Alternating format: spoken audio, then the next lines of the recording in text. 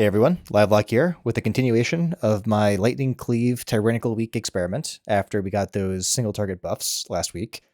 I'll just show the entire key this time for people that want to see more of the mundane stuff, but I'll narrate everything. And the punchline for everybody is that I think this build is great.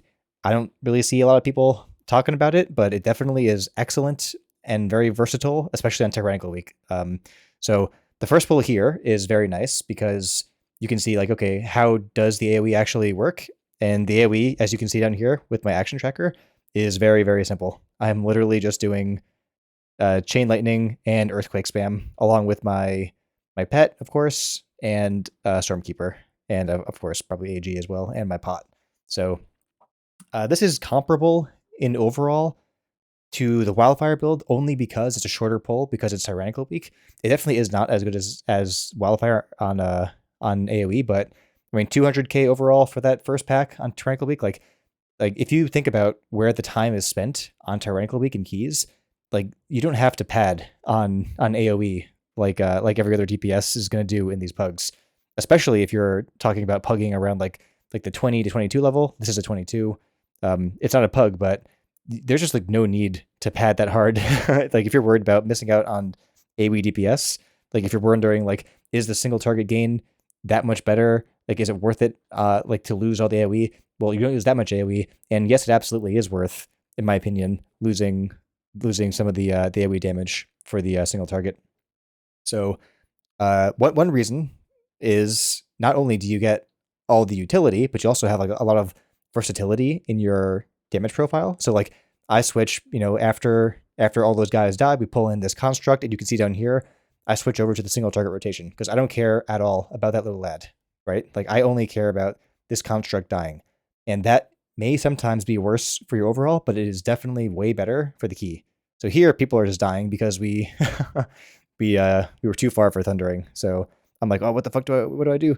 But in the end, of course, what do? I use AG and I just throw a bunch of earthquakes out, and I can't get that suppressed yet, but I can eventually. So yeah, I threw out a bunch of chain lightnings and earthquakes. The AoE situation here is very, very simple, which I think is actually kind of nice. Like you don't have to worry about getting all your 6 flame shocks up and running, and you don't have to worry about like movement stopping you from like doing some random thing. Like this is a pretty mobile build. You can see here like the overall is not that bad, right?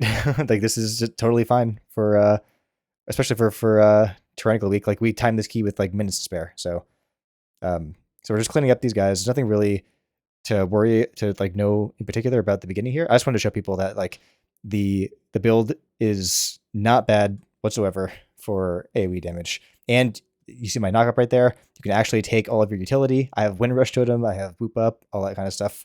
So I'm gonna just switch over to go to the first boss fight because that's the place where it gets interesting. Because the whole point of this, remember, is like tyrannical week, right? So so far I'm doing pretty good AoE here. Our tank pulls this group over here before we're ready to pull the boss just to get them out of the way. And once they die, we'll pull the boss in, and then we'll get to see the first major showcase for the Lightning Cleave build. So okay, we're pulling in the boss now. What's the idea? The idea is you definitely make sure that you have your storm belly up. You are going to have lust for this one. I don't know if I get PI or not. I think we might use PI on Army of the Dead. If that's up, usually we use PI on Army of the Dead. So I may not get the first PI or any PI in this fight, but that's okay because you scale really, really well off of lust. So I know with my haste levels during Bloodlust, what I'm going to be able to do is send out my Earth Ellie, get my core rotation up and running, which means doing Flame Shock, sending out a Lava burst, and then going into my Frost Shock window. So I'm going to lust soon. Here comes my Ellie. I'm waiting for my Ellie to buff itself with this Eye of the Storm thing, and once it does buff itself, I send out Tempest as well. That's like the only gotcha about having the pet, which is like a weird thing. If you don't do that, then like Tempest will do no damage. So you have to make sure that happens first. So okay, I'm in my window over here. I've done, what have I done? I've Frost Shocked, and I've Earth Shocked, and I'm running around, so I'm going to use a Nature Swiftness on my Lightning Bolt so I don't lose any damage. Nature Swiftness is really important here because you only have like a couple of GCDs that you can actually spend on damage while you're in these Frost Shock windows. So you don't want to lose any of those GCDs. And now we're just going through our rotation. Like we're going to go Lava Burst, Earth Shock, Lightning Bolt, Lava Burst, Earth Shock, Lightning Bolt. You can fit at least 2 of those cycles into the Frost Shock windows when you're in Lust. And oh, poor priest. So you can see we're going upwards of 100k here. Rogue is actually popping up too, but I'll be able to do this for much longer than him. So now we're ready again. We'll do Ice Fury, Lava Burst, and then Frost Shock, Stormkeeper window. Okay, cool. Now we're in. And now that I have Stormkeeper up, like that portion of it was like totally mobile. I could have like moved whenever I wanted to there. And the CDR from our CDR talent that we can actually take now in this build is awesome because it works on Nature Swiftness as well. It works on like Interrupt, it works on Boop Up, it works on everything. So I'm still up around 100k on this fight so far. And I can jump around like an animal, and I can do my full rotation on the move. And remember, this is Tyrannical Week. You never didn't time a Tyrannical key because you didn't pad hard enough on the like the 2 AoE packs that exist in this dungeon. I would actually even consider running this build on Fortified as well, because especially with pug routes, I often have like 6 or 7 single target pulls on pug routes. So okay, I think Bloodlust is gone now, right? My haste is down to only 32%. So now I'm doing my normal rotation. I think I actually just lost my last. Oh no, I got it. I just got the last Frost Shock there. So now we can start a new Frost Shock window. Okay, so we're starting all over again. The fun is over, and we're going to go into like the regular rotation. I have no pet. I have no lust, no PI, nothing like that. I don't think I got a PI during this either. So we're getting up our Ice Fury. We're going to just, I guess, normally I would want to do a Lava Burst, but I wasn't up, so I guess we'll skip it that time. That's fine. But with my current level of haste, so I'm still kind of going by feel in this build. With my level of haste, I can't actually fit 2 cycles into a Frost Shock window, 2 cycles of Lava Burst, Earth Shock, Lightning Bolt into a Frost Shock window without any like haste buffs. So what I end up doing is I do it anyway, and that second Lightning Bolt that's empowered by Surge of Power doesn't actually make it in to the window. And I think that's still the right thing to do because I get 2 Earth Shocks and a Lightning Bolt into the window. And the alternative would be to just send like maybe I know you would send Earth Shock and then just spam Lightning Bolts. And then if you do that, then what will end up happening is you'll just like, I think you'll do a little bit less damage because those regular dry Lightning Bolts aren't very strong at all. And on top of that, you will end up overcapping on Maelstrom. So you'll have to like actually find a way to spend it around your cycle. So I think that's still the right thing to do right now. So I finished that fight, 84k single target DPS. That's great to me, right? Like for me, a good boss fight with Wildfire is like 55 to 60k DPS. I'm like smashing all the single target stuff I've done with Wildfire, and the only cost is like a little bit of AoE, but that's totally fine to me. Like I have never not timed a Tranquil Key because I didn't do enough like AoE damage. Maybe on like Not Good, there's a lot of AoE, and maybe I wouldn't run this, but even Not Good has tough boss fights that benefit a lot from consistent single target DPS. Like that last boss fight, it's very hard, and there's only a one little tiny ad phase.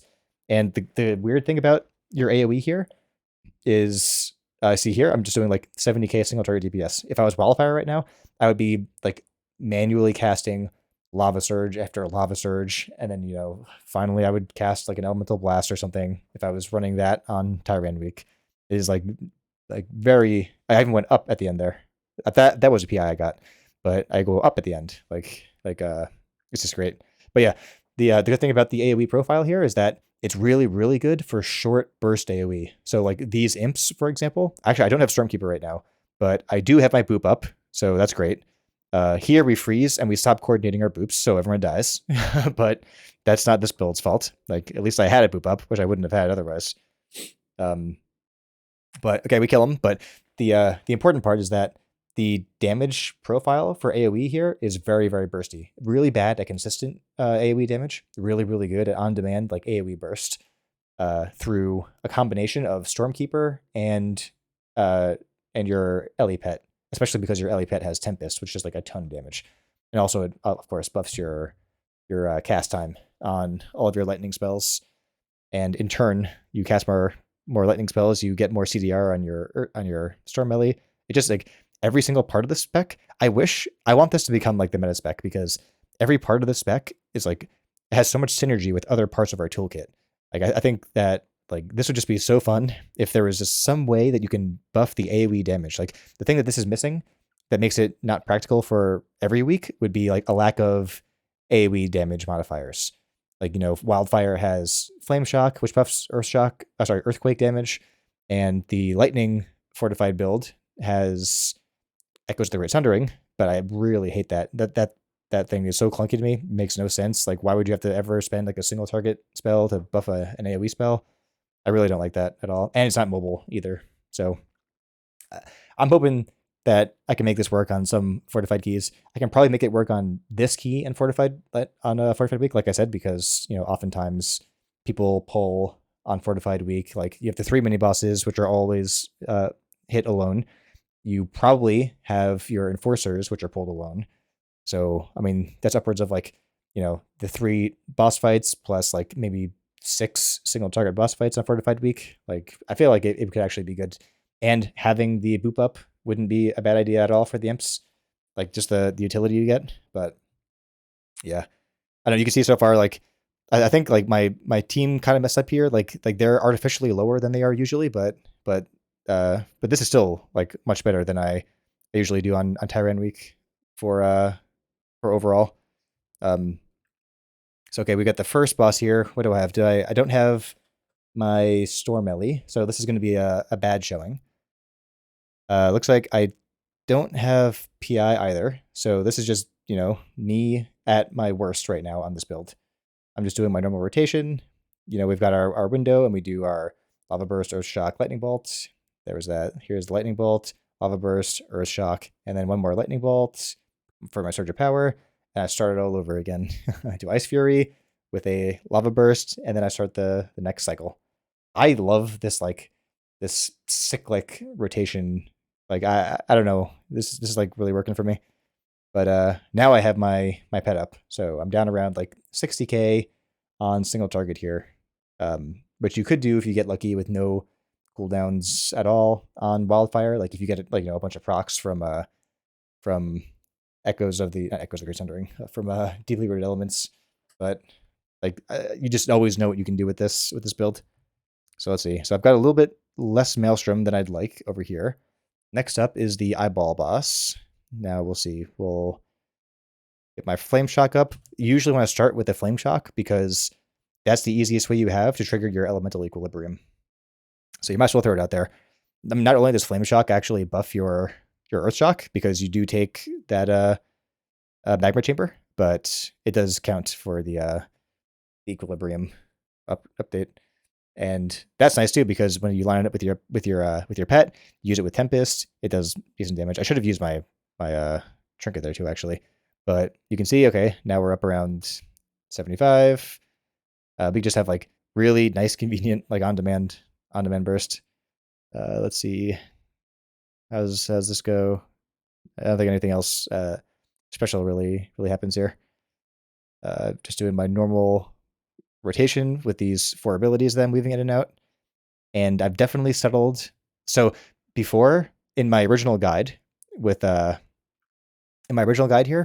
I think I ended up saying that the thing that you should do is Frost Shock, use Frost Shock first, and then Lava Burst, and then Earth Shock, and then Lightning Bolt.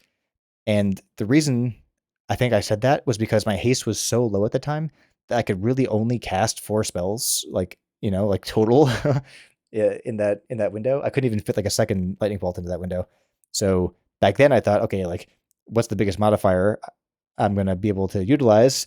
And it was Lava Burst, which adds 20% to your next spell. Like, do you want to use that on your Frost Shock, or do you want to use it on your Earth Shock? And to me, it was like, okay, Earth Shock is a lot more. But now that I have enough haste, that was like, way in the start of the season, I think it's more important to make sure that you use lava burst first, because you want to get the most time in your frost shock window to spend on earth shocks and lightning bolts. So I've been trying to calculate like what's the total like haste I would need in order to always be able to fit a second lightning bolt into that window. And I don't think it's going to be really feasible. Like I think I would probably need like 45% haste to get my my GCDs down low enough and my lightning bolt cast time low enough that I would actually fit into the window. So I think at my current level, like around 30%, that's probably the most you should really go for, because there kind of are breakpoints in this build. But it's okay here. What are we doing? Looks like we're just like spamming AoE mostly in this one.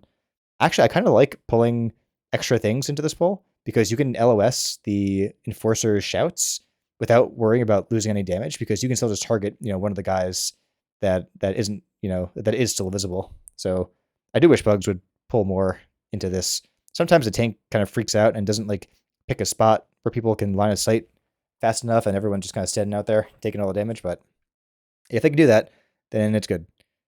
Okay, so what do we have here? Oh yeah, and I just move out like a second too soon, and now my healer has to pay the price. I almost pay the price though in overall damage, which is worse. So I think this is probably the last person here. This must be the jumpy boy, and I have just my Stormkeeper up. So that first cycle, that first cycle that I do will be the hardest hitting cycle, which means I'll probably be doing, okay, I have the Flame Shock up. I'm going to be doing a Lava Burst and an Ice Fury. I'll probably do an Ice Fury first into a Lava Burst, and then I'll empower.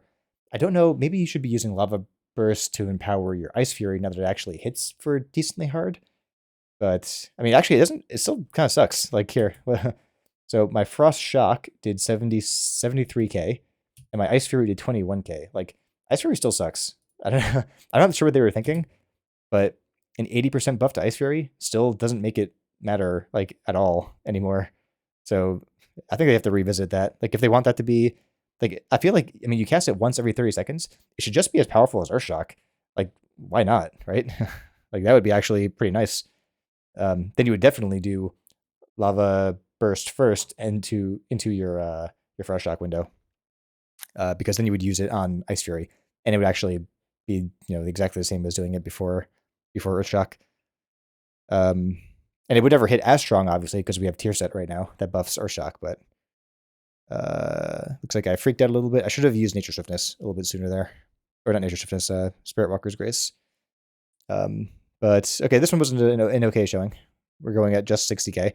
I do notice though that this spec just really, really scales well with haste. Like it really excels a ton in like Bloodlust windows, whereas like whether or not you pop off in Wildfire is like completely RNG. I've even tried, since I don't raid at all, I have no experience with like the pure single target builds, but I tried using like our raid build, like the pure single target gambling build, and that thing is like terrible compared to this, in my opinion, because like you can just have a like no DRE procs whatsoever and you're screwed.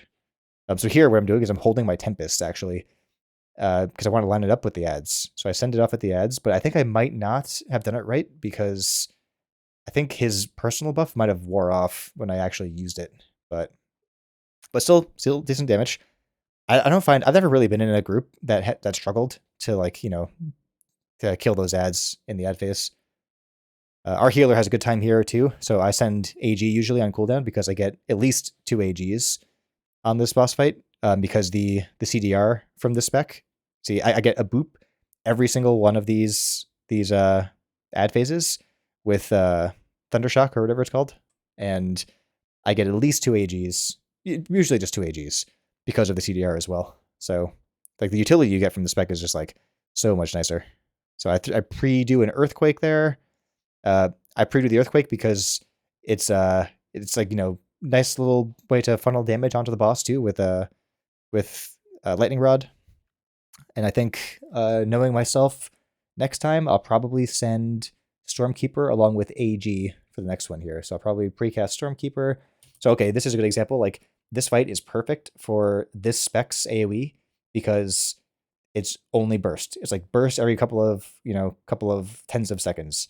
And this sucks with wildfire because your entire group is going to delete these ads before you can even get like, your flame totem down and then send out your primordial wave to get the haze buff. So like I feel like, I mean, this dungeon really works well with this build.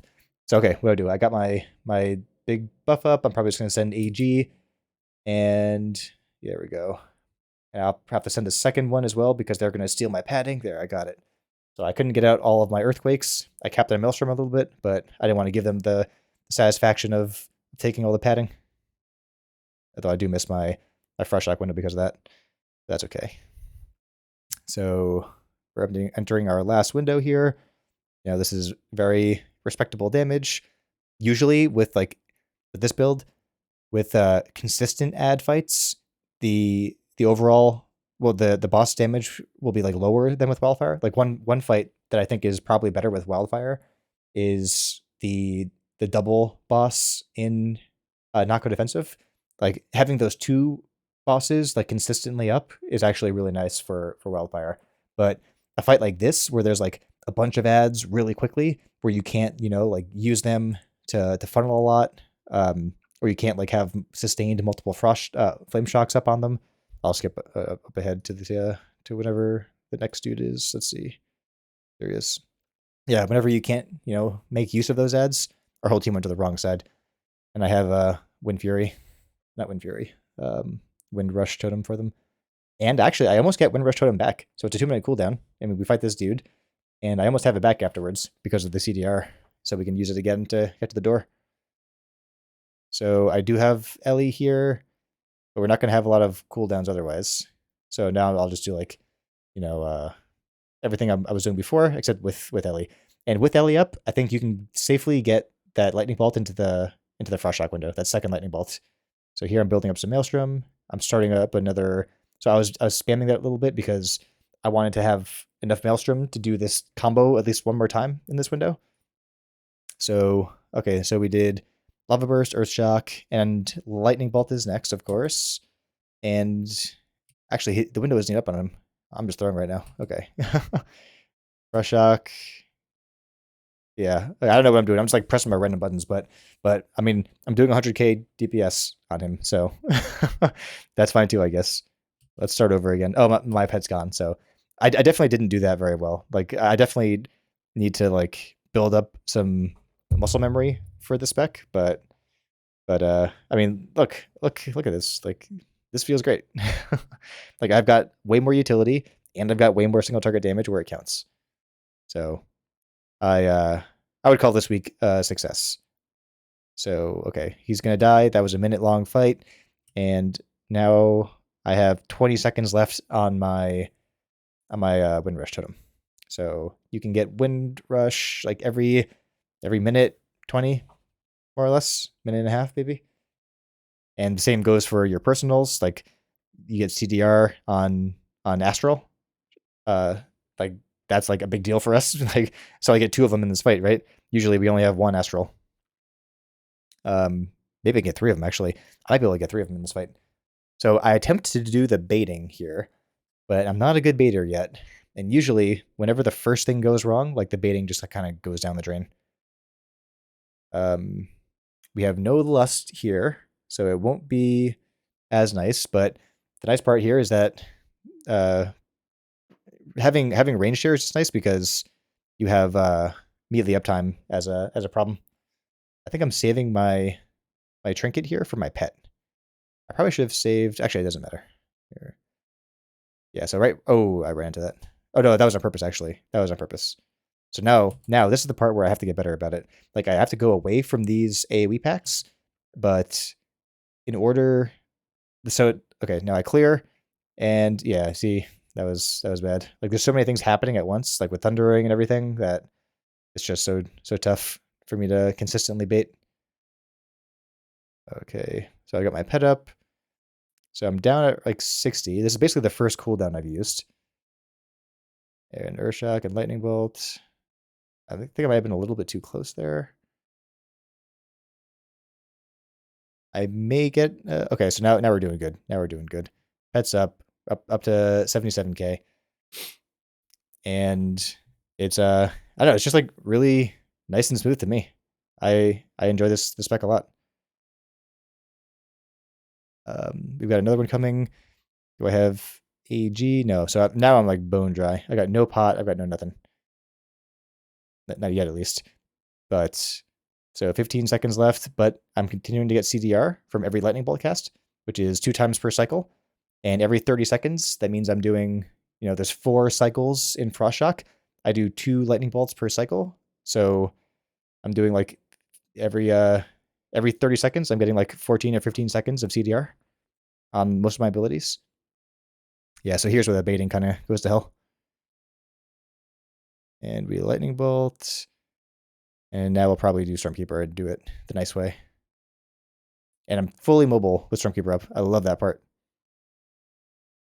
That part is like so nice. It definitely feels good to do like all this mobility stuff.